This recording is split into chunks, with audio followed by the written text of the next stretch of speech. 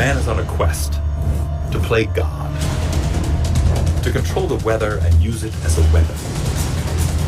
Lightning, torrential rains, hurricanes, targeted at the enemy. The ultimate war is if you never have to fire a round and nobody ever knew you launched the fight. Is it possible there have already been attacks using weather weapons? If you get down low enough, you can actually see a clear layer above the antenna. It is actually pushing these water particles up, and that's exactly how HAARP works. What we've done is we've not only pushed the cloud off of the HAARP antenna, but as you can see, our cloud is almost completely gone inside. HAARP does exactly the same thing. It ionizes the particles, pushes them out into space. HAARP is one of several ELF wave transmitters located all over the globe. The United States owns and operates 3 of them, one in Gacona, Alaska, another in Fairbanks, Alaska, and one in Arecibo, Puerto Rico. Russia has one in Vasilursky near Nizhny Novgorod, and the European Union has one near Tromsø in Norway. Working in tandem, these transmitters could potentially alter the weather anywhere in the world, changing the jet stream's course entirely, triggering massive rainstorms or droughts. Even hurricane steering would be possible by heating up the atmosphere and building up high-pressure domes that could deflect or change the course of hurricanes. The U.S. government is firm in its position that HAARP is just an atmospheric research facility.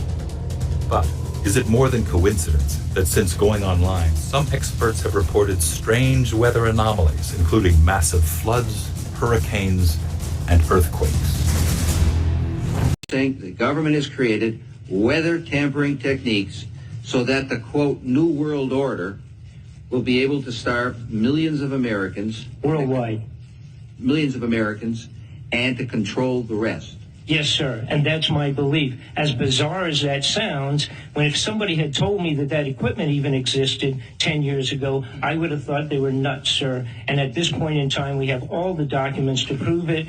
And if you think that 85 tornadoes takes place in the middle of our growing area by simultaneous accident, I'm sorry. With the equipment that's already set up internationally, and as bizarre as that is, it is proven and documented. We will supply you with those documents.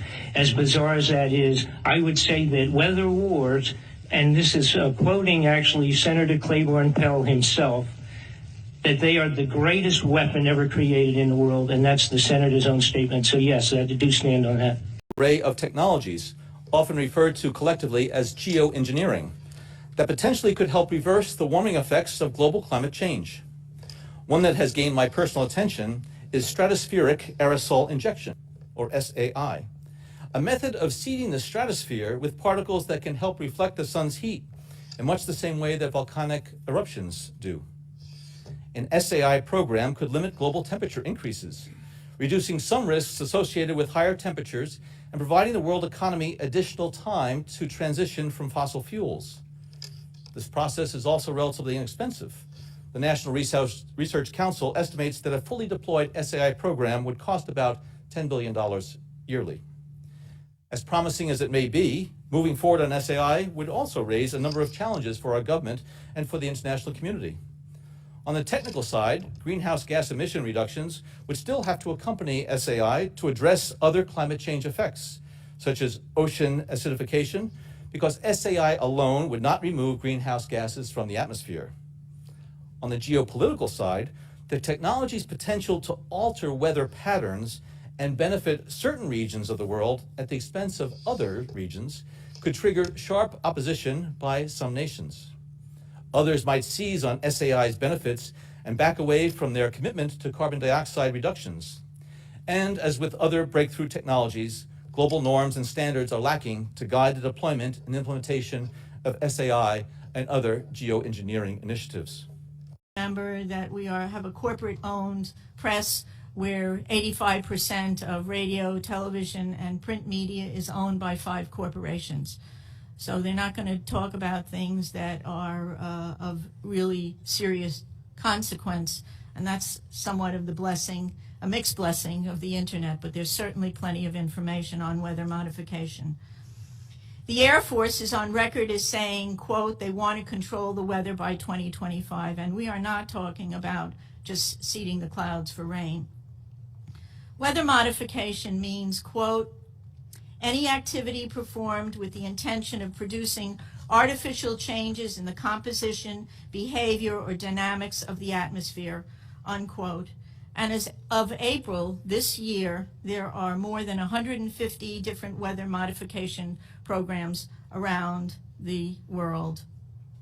Since about 2000, the Department of Defense and the Department of Energy have been spraying the entire United States sky with a toxic brew of chemicals and other biologic agents.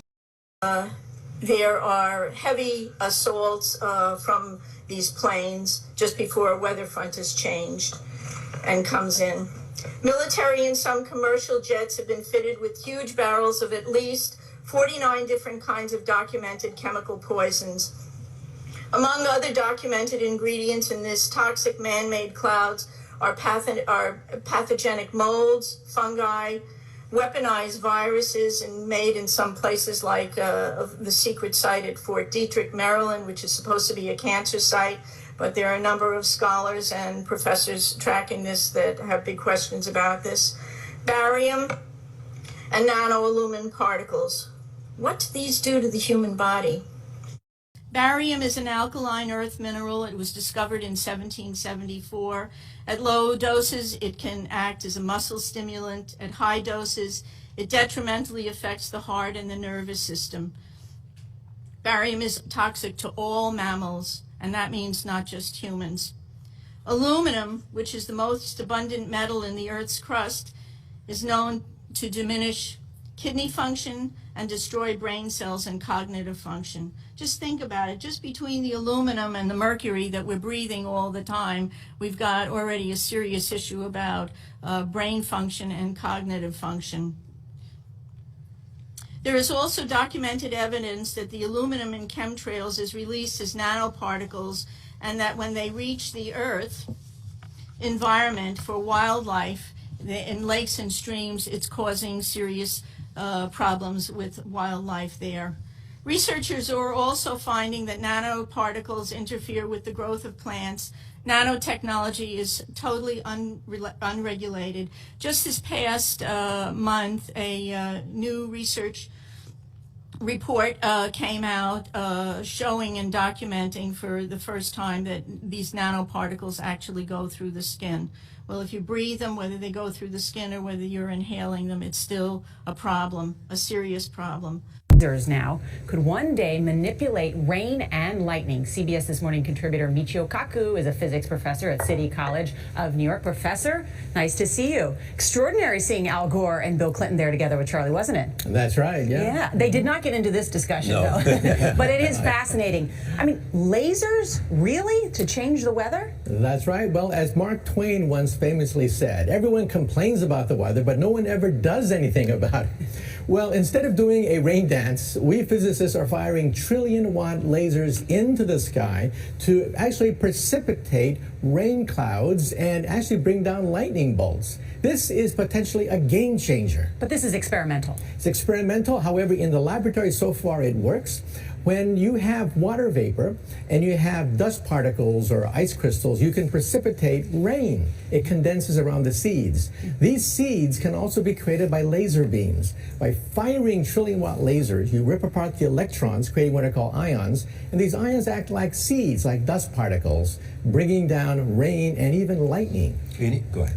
Well, this fascinates me in part because, too, I remember reading the stories that China had used this during the Olympics, that the USSR had used this after Chernobyl to create rain clouds. I mean, did those really work then? We have some of these capabilities now? Inconclusive. Even in the 60s, the CIA used this to bring down monsoons during the Vietnam War, to wash out the Viet Cong. Governments have been playing with this thing. Alleged to. Alleged to, right. Yeah. Now, we realize that for decades now, these governments have been alleged to have experimented with weather control, but nothing conclusive. This time we're bringing in the laws of physics rather than simply waving our hands and uttering mumbo jumbo. We're actually using trillion-watt lasers now. And in the laboratory, sure enough, they precipitate rain out of water vapor.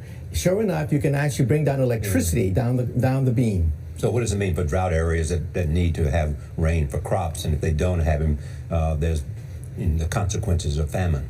Well, the bad news is if it's a clear blue sky, it's not going to do anything at all, because it only takes water vapor that's already in the air and condenses it. However, for floods, for agriculture, farmers, for people planning wedding parties, football games, you name it, outdoor events and agriculture and flooding and even hurricanes, all of them could be subject to weather modification. Incredibly interesting. Professor Michio Kaku, thank you so much. And what I found was a lot of people were pretending it wasn't happening. It was kind of like it was not socially acceptable to do, we're all going to pretend this is not really happening. And I thought, oh, this is very bad. Prior history has proven that we have used weather back in the Vietnam conflict. Suddenly, you don't take a weapon off the table that was able to provide good data, provided a good reason for it to be used at that time. Should you expect that it is available on demand to have the ability to modify weather? Absolutely, within this country and others. And what I found was a lot of people were pretending it wasn't happening. It was kind of like it was not socially acceptable to do, we're all going to pretend this is not really happening. And I thought, oh, this is very bad. Prior history has proven that we have used weather back in the Vietnam conflict. Suddenly, you don't take a weapon off the table that was able to provide good data, provided a good reason for it to be used at that time. Should you expect that it is available on demand to have the ability to modify weather? Absolutely, within this country and others. This engine, a high bypass turbofan jet engine, this is the engine that is on all military tankers and all commercial carriers, is in essence a jet-powered fan. 90% of the air that moves through this engine is non-combusted. This engine by design is nearly incapable of producing any condensation trail except under rare and extreme circumstances. And again, we have film footage of aircraft flying at altitude with nozzles visible, turning on and off. That is the end of the argument. It appears, based on one published study at least, that coal fly ash may be being used as a base material for the ongoing aerosol spraying operations. And I want to make that clear. These are sprayed payload dispersions because there seems to be a pushback effort now, even by some organizations that are close to this administration, trying to change the narrative that this is just jet exhaust. We're way past that point. We have long since proven this is absolutely not jet exhaust. We're not seeing just condensation trails in the sky. We have up-close film footage of these aircraft at altitude, KC-10s, KC-135s, C-17 Globemasters, nozzles visible, turning dispersions on and off. So this effort to regurgitate the official denial of what we see in our skies as being just jet exhaust is even being adopted and pushed by some heads of organizations that are close to the administration, and that's very disturbing for us. For the record, I spoke to Robert Kennedy about 5 weeks ago. He contacted me through this organization that has now changed their narrative to jet exhaust.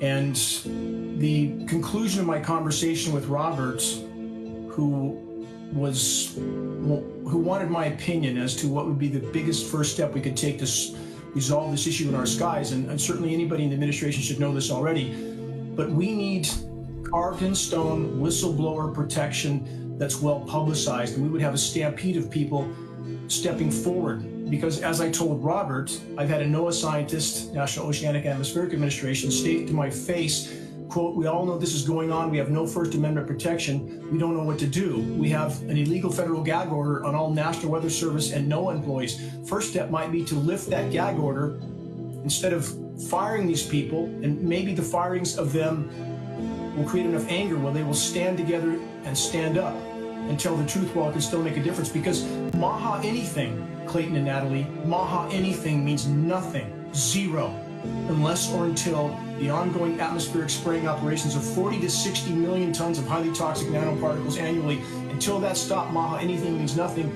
And the coal fly ash does contain the same elements that Mike found in his tests, including the barium, the cesium, and many other elements. So it's quite a plethora of toxic elements that we're sucking in with every breath. It needs to be dealt with, and we're done. How devastating are these particles for Americans? You know, you talk about humans, you know, animals. But flying over our skies every day, our audience right now, I'm just seeing so many people in our chat room are saying they see it every day. And some days they refuse to go outside because they know that it affects their health. They feel it affecting their health. Seeking Truth says, I'm sick of being poisoned. I'm sick of it. So many of our viewers are saying they're absolutely sick and tired of this. What exactly are these chemicals doing to the human body and the soil? It's an endless list of downstream cascading consequences to our health, neurological, degenerative diseases. And again, I want to stress these particles are dispersions. We will post soon at geoengineeringwatch.org my discussion with a top microbiologist from Rensselaer Polytechnic University in New York, world-renowned lab. Their conclusion, based on analyzation of tests that geoengineeringwatch.org took at altitude from a very expensive and hard to acquire private jet and a National Oceanic and Atmospheric Administration flying lab, and their determination at Rensselaer Polytechnic, these are manufactured particles, period. And again, coal fly ash is a base material, so the list of toxic materials is extremely long, and this is imperative to point out. All these materials, aluminum, barium, strontium, manganese, even the elements Mike found, barium, cesium, there's many more on top of that, but they're all toxic by themselves. When you combine them, you get synergistic toxicity, and that can push the overall toxicity through the roof. So in the case of mercury, which we all have in us now, and every person that we've tested at Geo-Engineering Watch, hair, blood, urine, packed with all of these metals, we know from peer-reviewed study, when you combine aluminum, which most know is toxic, it's toxic to all life forms, period, no exceptions, and you combine that with mercury, the overall toxicity escalates as much as 10,000%. That's 100 times worse. It's a wonder any of us are walking and talking at this point. It's being uptaken in everything, our food, our water. And so let's use the bees for an example. Natalie, Clayton, have you seen the recent published studies on the bees? They are virtually collapsing this year. Have you seen that? Not the most recent studies, no. We actually had bees for quite a while in our own beehives. Until some massive Asian hornets came and killed them all. But no, we haven't seen the most recent studies on that. Can you enlighten us? I'll wrap this into our health. So this year, we're told the bee collapse was somewhere in the range of 65%. But what they don't tell you, that's 65% of the 20% that was remaining. We've already lost about 80% of all insects, terrestrial and aquatic. So now we're down to single-digit percentages of the bee populations left. That's extremely ominous by itself. But we have peer-reviewed study, and your listeners can look this up. I encourage them to do so. Bees, aluminum. We have peer-reviewed study to prove, aside from all the other factors affecting bees, farm chemicals, frequency transmissions, which are also part of climate engineering, by the way. But we have peer-reviewed study in the case of aluminum to prove that the bees are dying of massive aluminum exposure. So much so that they're exhibiting symptoms that resemble Alzheimer's and dementia in a human being. They can't even find their way back to the hive. Why is that not headline news everywhere? Every single rain test we've taken to Geo-Engineering contains copious quantities of aluminum. And this is nanoparticle form, if you will. So the smaller the particle, and you can fit up to 100,000 nanoparticles across the width of a single human hair, the smaller the particle, the more toxic it is, the more lethal it is, the more bioavailable, the more bioaccumulative. It is absolutely positively in every breath we take at this point.